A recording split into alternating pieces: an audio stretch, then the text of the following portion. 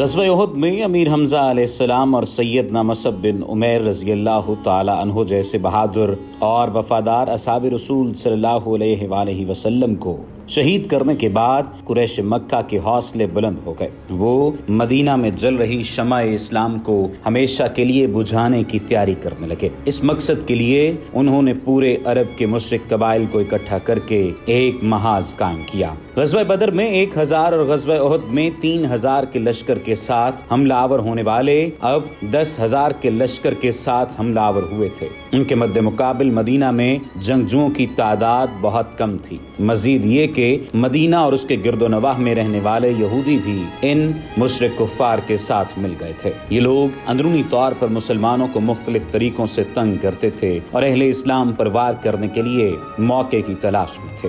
شہر کے اندر بہت سی عورتیں اور بچے موجود تھے جن کی سلامتی کو داؤ پر نہیں لگایا جا سکتا تھا۔ ان حالات میں رسول اللہ صلی اللہ علیہ وآلہ وسلم نے اپنے اصحاب کا اجلاس طلب کیا۔ اس اجلاس میں صحابی رسول صلی اللہ علیہ وآلہ وسلم سیدنا سلمان فارسی رضی اللہ تعالیٰ عنہ نے مشورہ دیا کہ مدینہ کے 3 اطراف پہاڑ اور باغات ہیں۔ ان اطراف سے شہر میں داخل ہونا ممکن نہیں۔ صرف ایک سمت ایسی ہے جہاں سے یہ لشکر مدینہ پر حملہ آور ہو سکتا ہے، اسی سمت خندق کھود دی جائے۔ یہ مشورہ دینے والے سلمان فارسی رضی اللہ تعالیٰ عنہ کا شمار رسول اللہ صلی اللہ علیہ وآلہ وسلم کے ساتھ ساتھ مولا علی شیر خدا کے خاص اور قریبی ساتھیوں میں بھی ہوتا ہے۔ یہ وہی سلمان ہیں جن کی اہل بیت سے وفاداری ہر شک و شبے سے بالا تر تھی، یہاں تک کہ رسول خدا صلی اللہ علیہ وآلہ وسلم نے خود سلمان رضی اللہ تعالیٰ عنہ کو اہل بیت کا فرد قرار دیا۔ یہ وہی سلمان ہیں جو حق کے لیے ایک طویل جدوجہد کے بعد محمد اور آل محمد تک پہنچے اور پھر محمد اور آل محمد علیہ السلام ہی کے ہو رہے۔ یہ وہی سلمان ہیں جو اپنا نسب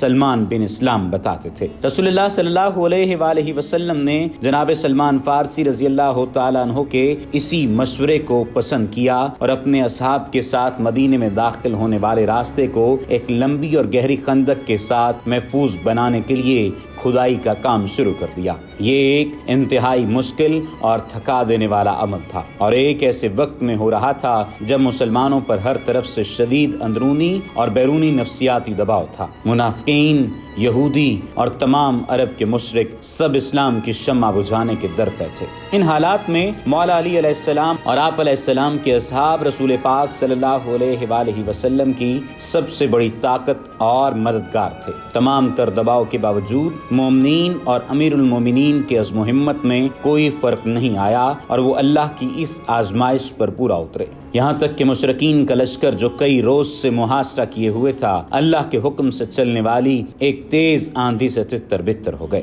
اسی جنگ میں ایک موقع آیا جب کچھ مشرک ایک مقام سے خندق پار کر کے مدینہ کی طرف آ گئے۔ ان میں سب سے نمایاں نام عمر بن عبد ود تھا۔ یہ شخص عرب کے بڑے اور مشہور پہلوانوں میں سے تھا اور کئی جنگیں لڑ چکا تھا۔ اس نے مدینہ کی طرف آ کر مسلمانوں کو چیلنج کیا تو مولا علی علیہ السلام نے ہی آگے بڑھ کر رسول اللہ صلی اللہ علیہ وآلہ وسلم سے اس کے مقابلے کی اجازت طلب کی۔ رسول اللہ صلی اللہ علیہ وآلہ وسلم سے اجازت ملنے پر مولا شیر خدا آگے بڑھے اور عرب کے سب سے بڑے پہلوان کو ایک ہی وار میں ڈھیر کر دیا۔